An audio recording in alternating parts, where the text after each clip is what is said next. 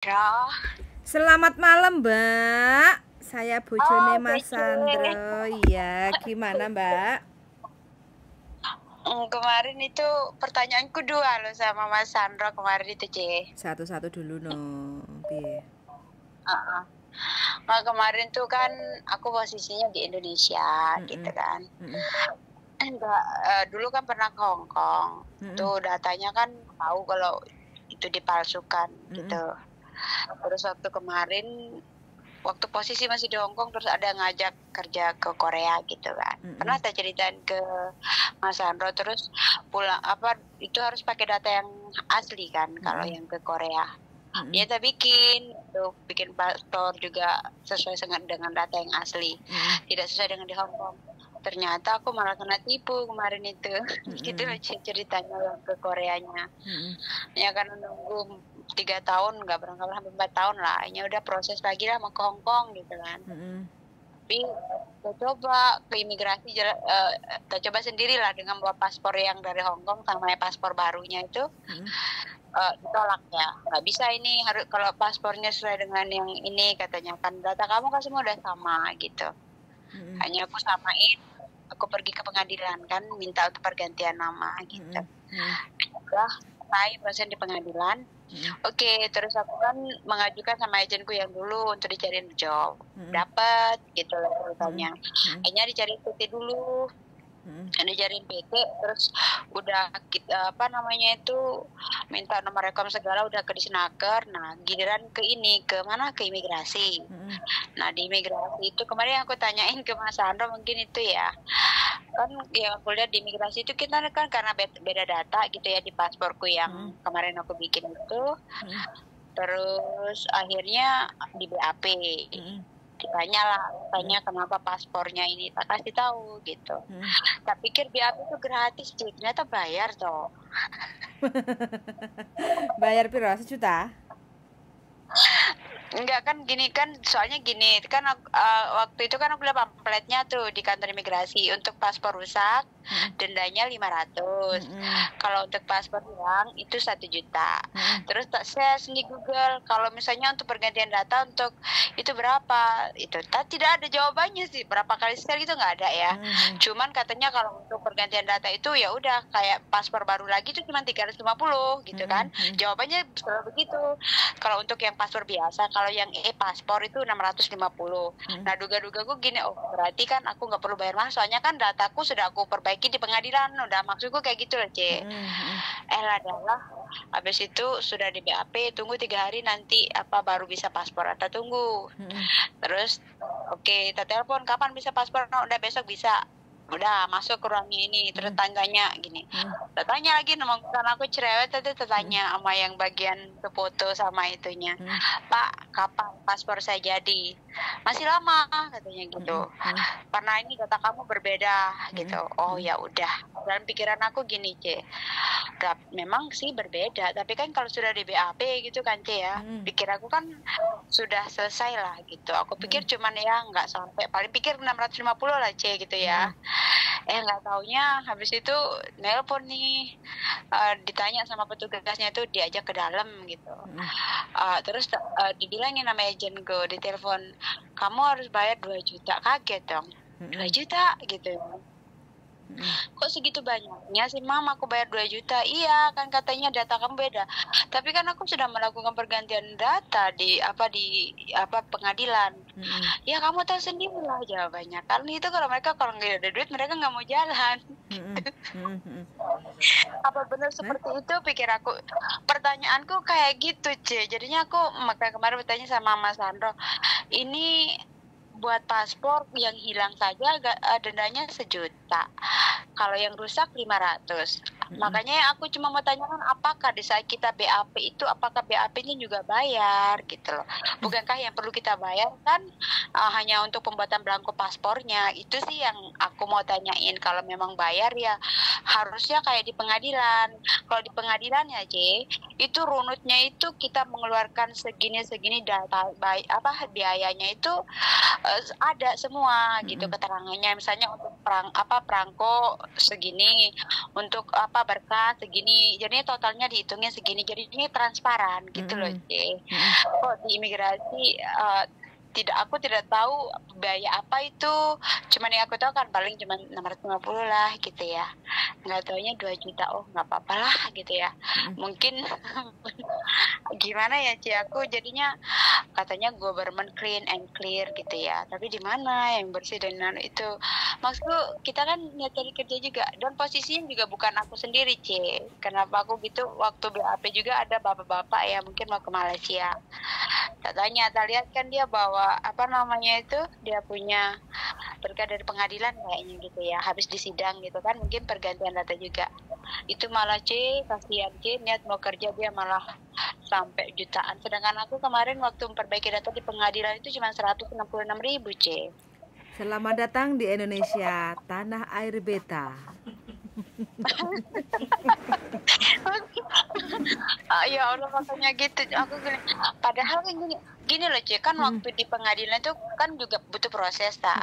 Maksudku kita juga mengajukannya, terus cuman bayarannya tuh kok tidak semahal yang di imigrasi. Oke lah, itu dokumen negara kita lah, apalagi dalam pergantian ini kan juga aku disidang juga gitu loh. Di sidang itu kan juga ada hakimnya, ada saksinya gitu kan. Tapi kenapa bayarku cuma 166, itu pun dikembaliin sisanya, C, sekitar 24.000 tuh dikembaliin ke saldo rekening kita kembali gitu. Berarti kan nggak sampai segitu banyaknya. Nah, yang aku pertanyakan gitu, di imigrasi apakah seperti itu? Tapi maksudnya kalau memang segitu 2 juta misalnya ya, harusnya ada dong. Ini untuk bayar ini maksudnya penjelasan rinciannya itu biar kita oh iya, tidak bertanya-tanya atau bertakon-takon. Saya seperti itu. Kalau sampean udah lama di luar negeri kayak gitu, jelas. Jadi uang apa yang kita keluarkan itu jelas, aturannya jelas. Nah, beda kalau sampean udah lama di luar negeri terus sekarang proses lagi ke Indonesia, itu ya kayak gini. Ki jane duit opo tuh sembarang kok kudu bayar. Kalau nggak ada saknikine ya nggak bakal jadi. Prosesnya tuh akan bulet. Saknikinya itu nggak ada nominal berapa juta, itu nggak ada, tergantung sak jeplake ngomong. Sampean imigrasi mana? Enggak usah disebutin, C. Aku nggak usah nyebutin aja, takut nanti aku nggak berani nyebutin. Sebutin aja, Mbak. Sebutin aja imigrasi mana. Jangan, besok aku di belakang aja. Nggak usah, sebutin aja sekarang. Imigrasinya mana yang kayak gitu, imigrasi mana? Kan nyebutin daerah kan enggak masalah, tidak nyebutin nama. Biar besok kalau saya bisa podcast sama imigrasi kan biar enak. Sampean nggak berani ngerekam nggak berani ngerekam. Sampean kalau berani ngerekam kemarin direkam voice over, di voice namanya siapa, Pak sampean siapa, oh negara kayak gini ya. Nah sebutin namanya, habis itu kita viralin suaranya. Tapi minta dananya itu bukan ke saya langsung gitu loh, bukan ke terus kemana gitu loh, Mas Anggo. Calo itu ya ke yang bawa saya sponsor, kan harus ada perwakilan dari PT ya, nggak bisa sekarang kalau misalnya ya aku berarti kan calo nggak, sampean ngomong kan berarti calo. Bukan calo, gini loh, yang namanya calo itu gini loh, yang saya bilang calo gini loh, Mas Andro, yang calo itu yang ibaratnya yang membawa saya itu, ini kan utusan dari PT, soalnya PT saya itu bukan calo sih, kalau dari PT itu kan ibaratnya petugasnya gitu loh, itu kan suruhan dari PT, bukan ibarat kalau calo ke broker itu ada kemarin juga nih. Lah enggak, sekarang saya tanya gini. Sampean itu sudah kecewa berbelit-belit, kalau ditanya enggak jelas juga. Sama aja bohong sampean. Kalau sama aku tak jelasin, kalau aku tak perjelas, sampean enggak terimanya sama petugas yang mana nih, kan? Bener enggak? Ya, sama petugas yang mana? Siapa yang minta duit? Aturannya bagaimana gitu loh. Karena no viral, no justice gitu loh. Kalau sampai ndak mau ya sudah, selama ini Indonesia akan selalu terus seperti itu.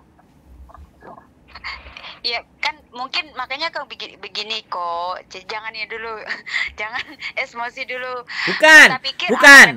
Saya tidak emosi, Mbak. sampean merasa kayak gini negara, tapi sampean diem aja dan 2 juta sampean juga sampean kasih, terus aku mesti ngomong piye, Mbak? Aku nggak emosi, Mbak. Begini, alasannya gini, sebenarnya gini, Mas Sandro. Aku tanya temanku juga yang di imigrasi di Bekasi.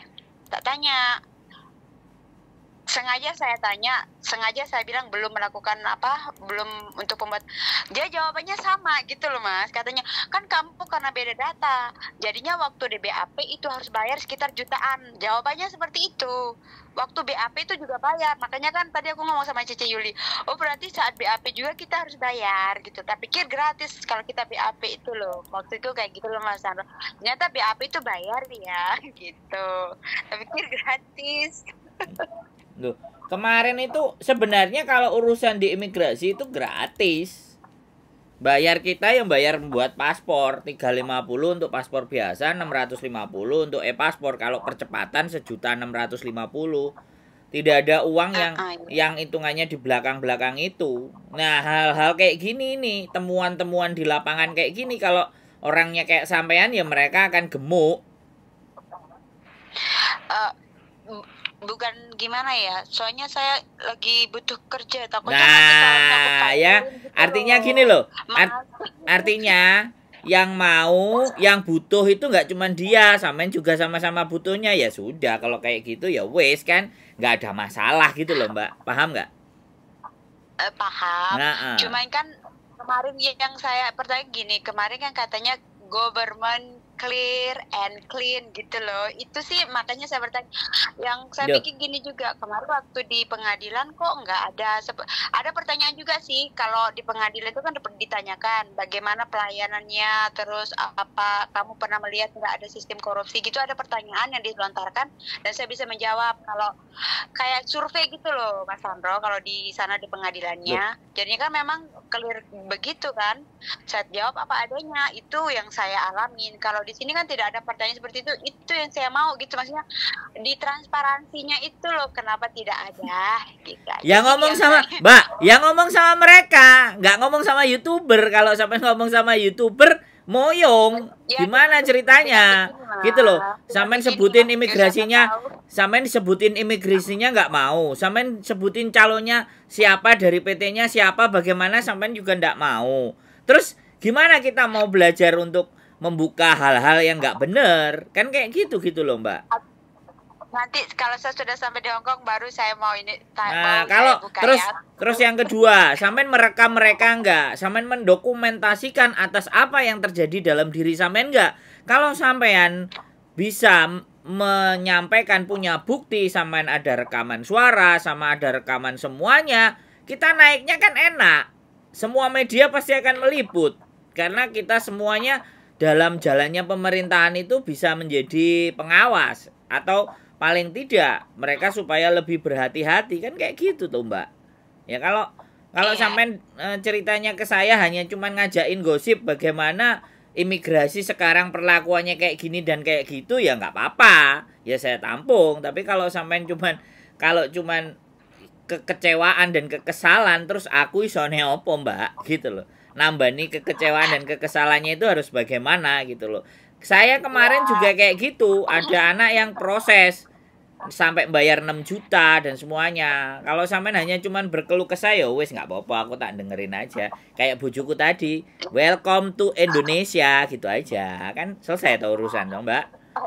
Masuk nggak? Itu kan Cece sama Mas Sandro kan punya YouTube nih, ya mungkin dengan begini nanti ada dari pihak imigrasi kan mendengar, walaupun saya tidak berani membuka dulu gitu. Oh iya ternyata di imigrasi itu ada seperti ini gitu loh Mas. Nggak ngefek Mbak. Sampean cuman ngomong kayak gini dan saya YouTuber yang segini itu nggak ngefek. Mau ketemu sama kepala imigrasinya aja, kepala imigrasinya ngomongnya keras, tapi bawahannya ya tetap sama aja. Jadi makanya itu makanya kalau sampean mau membuktikan ada rekaman suara, ada rekaman video, itu tambah keren lagi sampean. Itu baru kita membuktikan dan ada buktinya gitu loh. Kalau YouTuber kayak gini aja cuman cerita, ya mereka senyum-senyum aja Mbak. Kalau mereka ada yang nonton ya senyum-senyum aja. Mana mereka marah? Enggak, duitnya udah masuk. Iya, takutnya kan nanti aku Nah, karena itu sekarang gini, pengalaman sampean cerita sama saya nggak takut. Padahal cerita ini saya iya naikkan di takut tapi konten. saya tidak yang maksudnya kan tidak menyebutkan gitu loh, Mas. Kalau saya menyebutkan takutnya di situ nanti. Lah kan sampean punya bukti nggak gitu loh. Lah nek sampean nggak punya bukti ya bisa jadi sampean yang hanya atau saya dianggap menyebar berita bohong. Ayo. Sampean nggak ada bukti. Enggak. Ayo. Sekedar siapa tahu nanti ada teman juga mungkin yang punya pengalaman sama. Kenapa harus nunggu temen? Kenapa nggak sampean aja gitu loh? Kenapa kok yang disodorin orang lain? Sekarang mungkin ada teman yang punya pengalaman sama bisa juga mungkin nanti tetap tidak akan sama-sama menyelesaikan, Mbak. Tidak akan menyelesaikan. Kita cerita seperti itu kita tidak akan menyelesaikan. Tapi kalau sampean ngomong oknumnya ada, rekamannya ada, kita juga punya pengacara gitu loh. Kita bisa gugat itu semuanya gitu loh. Jadi kita Iya, kenapa saya takut gini loh Mas Andro, kenapa saya takut ya mungkin 2 juta itu benar katanya kan, saya tanya juga teman yang di imigrasi yang di Bekasi itu katanya untuk BAP itu loh Mas, mungkin karena data saya yang berbeda kan saya di BAP, apa mungkin BAP-nya sama paspornya semua itu totalnya 2 juta, itu makanya saya belum berani speak up. Kalau memang jawaban temanku yang di imigrasi di Bekasi bilang oh kok segitu ya gitu, baru saya berani buka karena temen lah imigrasi di tempat aku sama di itu kok sama gitu jawabannya, berarti kan oh memang benar gitu loh Mas Andro. ya bukan Mbak, bukan berarti benar itu tidak salah. Bukan berarti cuma 2 juta itu tidak salah, tapi ini lembaga pemerintahan loh, imigrasi loh. Bisa dipahami nggak? Ya kan? Prosedur itu tidak ada, tidak tertulis secara hukum. Terus piye? Di mana kita membenarkan? Hanya gara-gara temennya ya bener, terus sampai nanggep ya bener, nggak bisa begitu dong, bener nggak? Kalau ngomong sama saya udah tak kejar sampean. Iya sih. Ayo, ngomong sama saya tak kejar sampean, ayo. Jadinya pikirku gini, oh berarti imigrasi di sana, kenapa saya coba tanyain ke dia karena beda imigrasi nih, siapa tahu di sana caranya ataupun itunya beda gitu kan.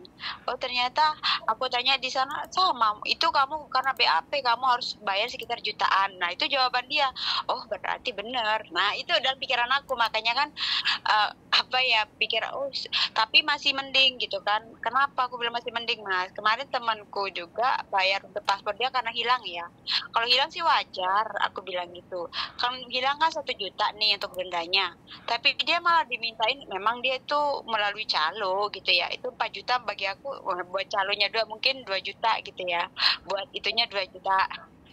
Terus untuk pembuatan dokumennya di pengadilan itu sampai 4,5 juta. Nah itu kan dia karena tidak berani bergerak sendiri gitu. Kalau kemarin kan aku mencoba untuk bergerak sendiri, mempelajari sampai gimana sih untuk urusan di pengadilan, di Dukcapil, terus ke Disnaker, terus ke terakhir yang di imigrasi. Tak pikir nggak mungkin lah, soalnya kemarin kan ada MOU katanya gara-gara TPPO orang untuk bikin paspor segini-gini. Tapi itu udah dikelinkan, maksudnya dibersihkan lah sampai ke bawah-bawahnya untuk ke pembayaran segala apa itu, maksudku kayak gitu loh Mas Andro. Ternyata makanya 2 juta. Terus makanya saya tanya lagi sama yang di Bekasi, sama itu karena kamu BAP-nya juga mungkin bayar sekitar 1 jutaan. Oh, nah di tempat aku 2 juta. Di sana katanya jutaan juga. Berarti untuk paspor 50 ya untuk paspor, sama untuk itu BAP-nya 1.300.000 ya. Begitu. Jadinya kan benar 2 juta. Itu tapi yang aku mau begini, aku mau tanya tentang semua detailnya, bukan petugasnya itu, karena itu setelah aku keluar gitu Mas Andro, aku setelah keluar dari pembuatan paspor itu baru dikenakan dananya segitu, bukan waktu pembuatannya gitu loh. Tanyanya apa tadi? Tanyanya apa? Sampean tanyanya apa? Iya itu tanya tentang apa ini loh, clean dan clearnya satu pemerintahan yang katanya lagi lagi bersih-bersih kayak di BP2MI kemarin itu kan aku juga senang ya orang-orang yang kena itu aku pikir juga seperti itu udah dibenerin dari tingkat atas masalah kita sebagai TKI yang katanya kita itu adalah pahlawan devisa negara gitu ya gitu loh Mas, makanya maaf ya kalau kitanya itu agak kemana-mana terus bukan menjadi pertanyaan menjadi curhatan ya gitu ya. Ya nggak apa-apa, ya terserah sampean. Intinya wong saya Uber aja sampean takut. Nenek sampean takut, wong saksi matanya takut. Ya terus kita mau berjuang piye? Besok saya akan buka kalau saya sudah di Hong Kong. Soalnya kalau saya sudah di sana kan tidak ada yang bisa ibaratnya mencari saya gitu. Kalau masih di negara sendiri takut gitu. Lebih takut di negara sendiri saya Mas daripada di Hong Kong itu.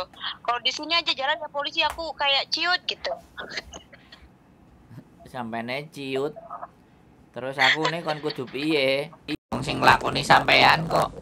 Yang jalan ini tuh sampean di Indonesia ciut ya. Terus ya opo? Ya sudah ya sama aja kan gitu aja. Ya besok saya ke telepon Mas Andro lagi kalau udah di sana ke Mas ini loh aku ada daerah ini dulu itu ya kan bisa kan oh ternyata daerah sini kan bisa apa lagi gitu loh Mas Andro cece. Enggak, kalau saya sih ya butuh rekaman, butuh pembuktian yang benar baru saya berani maju. Tapi sampean nggak punya rekaman, sampean jadi gini loh, kalau acara pembuktikan, kalau di persidangan itu punya 2 alat bukti ya kan, 2 alat bukti atau saksi ya kan. Jadi kalau kita nggak punya 2 alat bukti ya kan, sampean bayar 2 juta itu di dalam situ ada saksinya siapa yang menyatakan dan yang melihat. Satu, sampean harus tahu karena orang itu yang akan kita bawa ke persidangan. Yang kedua, ada pernyataannya mereka yang menyampaikan bayar 2 juta. Terus sampean bayarnya ada di situ. Terus komplotannya juga siapa dan bagaimana itu komplotannya. Itu dalam Mbak kalau sampean mau membetulkan sesuatu. Tapi kalau sampean hanya cuman viral-viralin aja ya sudah, karena saya nggak mengejar viral Mbak. Jadi konten saya tidak mengejar viral. Konten saya itu menceritakan di mana ini persoalannya begini. Jadi kalian semuanya berhati-hati karena saya nggak kenal sama Kaisang atau Pak Jokowi. Saya tidak mengenal mereka. Saya tahu mereka tapi saya nggak mengenal mereka dan mereka pun juga nggak tahu saya. Pak Mahfud MD saya juga nggak tahu yang ketemu Miss Yuni kemarin. Jadi temuan-temuan di lapangan itu nggak ngerti gitu loh.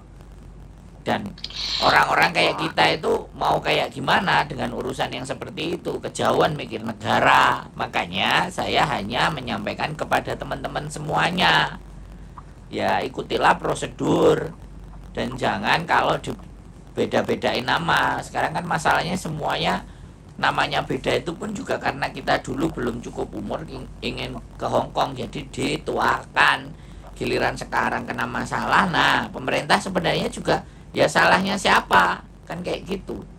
Sedangkan teman-teman semuanya pada cari uang. Ya syukur-syukur data sampean juga jadi, walaupun bayar sekian juta ya sudah. Ya kembali lagi apa yang disampaikan sama istri saya, welcome to Indonesia. Ya, selamat datang di Indonesia. Silahkan YouTube. Siapa tahu nanti dari pihak imigrasi ada yang nonton YouTube-nya Mas Sandro, ternyata di bagian imigrasi itu ada hal seperti ini. Nah siapa tahu, kita kan nggak tahu bisa dari Tuhan gitu kan, bisa untuk berbenah juga kan ada juga gitu loh. Siapa tahu. Oke, semoga Tuhan mendengar. Tuhan sudah mendengar doa sampean, tenang saja, sudah mendengar tapi nggak tahu melaknat merekanya kapan saya nggak tahu, memberikan karmanya buat mereka kami nggak tahu gitu aja. Yang penting Tuhan sudah mendengar apa yang keluhan sampean keluhkan gitu loh. Jadi kalau bayar itu variasi Mbak, memang ada yang 2 juta, ada yang 4 juta, ada yang 6 juta, macem-macem, tergantung gitu aja. Iya, kalau masalah bayar misalnya walaupun bayar 10 juta tapi yang penting transparannya. Kemarin saya kan nggak mana aja Mbak, mana ada kalau korupsi transparan, mana ada juga tanda terima kalau korupsi. Gimana sih Mbak? Nggak ada. Kok aneh sampean itu. Kalau dari petugas imigrasi uang itu ditransfer, Mbak. Bayar paspor itu tidak diterima sama mereka. Bayar paspor itu masuk ke rekening, ke transaksinya negara. Nggak ada yang diterima di tangan, gitu loh, Mbak. Paham nggak, sampean? Sama kayak di pengadilan pun tidak boleh dibayar dengan cash melalui bank. Nah, Ya maksudnya kan ada perbandingannya gitu loh, Mas. loh, lah iya berarti di pengadilan sudah bisa bersih-bersih, tapi kalau di imigrasi, gitu loh, Mbak. Gitu aja nanti aku tak ngomong sama Miss Yuni karena katanya Miss Yuni kemarin punya nomor teleponnya imigrasi. Coba kita ajak podcast sama teman-teman. Jadi sampean ceritakan nanti sampean tak hubungi atau nonton kontenku kalau sudah kita mau bikin podcast sama kepala imigrasi Indonesia. Kan gitu aja beres toh. Nah, siap. Kan maksudku aku kalaupun bayar segitu misalnya kalau memang ada penjelasan memang untuk bayar ini tuh nggak kecewa memang benar berarti kan clean gitu kan, bener kalau bayar segitu nggak bakalan. Sekarang gini loh, nggak sampean kok Jepang ngeyel harus ada rincian. Kan kalau ke lembaga negara itu pasti ditransfer, Mbak, tidak by cash. Sekarang sampean ngasihnya by apa? By cash, ya sudah. Dari situ kan udah kelihatan. Ngapain sampean pakai nanya-nanyain 2 juta itu untuk apa? Rinciannya apa? Minta lagi nota nanti. Mana ada korupsi kok pakai nota? Ya bubar. Ketangkep yang korupsi nantinya. Gimana sih sampean ini, Mbak? Kok aneh anu? Aku bayar cashnya nggak bayar cash, ditransfer, bukan aku yang bayar dulu tapi dibayarin dulu gitu loh sama pihak PT, nanti aku bayar belakangan gitu modelnya. Ya berarti itu kan urusannya PT, masih bagus PT sampean mau nolong. Kan itu aja sudah. Nggak usah komplain sampean. Ya memang begitu ceritanya. PT sampean bagus, mending kita rekomendasikan PT-nya sampean aja. Bayar beda data 2 juta, selesai loh. Daripada yang 5 juta, ya kita promosikan PT-nya sampean. Daripada yang 5 juta, 6 juta bayar paspor. Kan gitu, Mbak, ceritanya. Nanti dibisikin aja nama PT-nya, tak teleponin aja. Saya buahnya anak yang beda data ini kalau yang lapor minta tolong ke saya ada 40 orang kan lumayan PT-nya. Nggak mau, Sandro nggak mau PT-nya. Maksudnya gini loh, PT ku itu cuma mau membayarkan untuk pembayaran paspor. Kalau untuk beda data kita sendiri yang ngurus. Saya sendiri yang ngurus. Lah iya, Mbak, sampean yang ngurus, tapi kan pasporannya PT yang ngurus, ya enggak? Paspornya kan PT yang ngurus, Mbak, yang bayar kan PT. Sampean mau ngejak bulet dari ngomong. Bukan, yang ngurus kemarin itu PT hanya merekomendasikan, saya yang pergi mengurus sendiri, ibaratnya cuma sebagai apa ya, sebagai penyalur. Ibaratnya kan gini loh, Mas. Loh lah ya, kan gini loh, Mbak. Oke, saya sudah tahu. Kalau sampean jalan sendiri, berarti kan PT-nya bagus, nggak pingin kena masalah. Urusannya sendiri, cari orang sendiri, sampean jalan ke pengadilan sendiri. Saya juga kalau nyaranin untuk mau murah, tak suruh jalan sendiri, Mbak. Kan gitu. Kalau mau gampang aja ya tinggal bayar atau potongan. Tapi kalau potongan kan itu tidak masuk di PT. Makanya PT-PT sekarang kalau orang-orang yang beda data suruh betulin sendiri baru masuk. Karena kalau PT nanti ngecas biaya, potongannya tinggi, anak-anak bisa komplain. Kalau anak-anak komplain, ya kan, PT-nya bisa kena. Makanya suruh jalan sendiri. Gimana sih? Sampai dari tadi kok setiap aku ngomong sampean mentahin, setiap aku ngomong sampean mentahin. Saya tanya secara detail sampean mentahin. Nanti aja, siapa tahu. Lah kenapa nggak sampean bikin podcast sendiri atau di sosial media bikin status, oh kayak gini ya negara. Kayak yang anak Lampung kemarin mengkritisi jalan-jalan di Lampung. Presiden Jokowi langsung lihat di Twitter kan.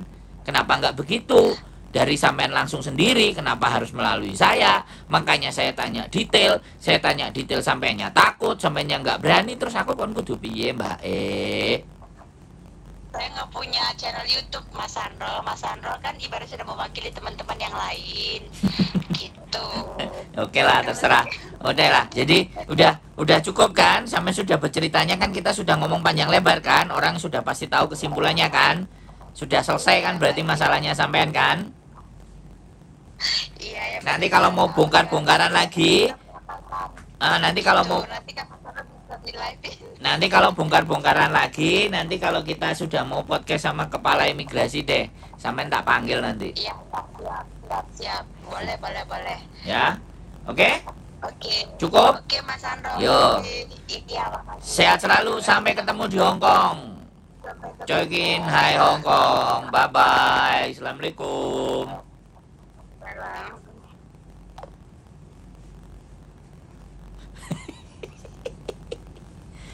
Kita tunggu di Hong Kong ya. Ngomong karo kepala imigrasi emangnya aku sopo. Hahaha. Keep stay tune my YouTube channel and see you next video. Bye bye.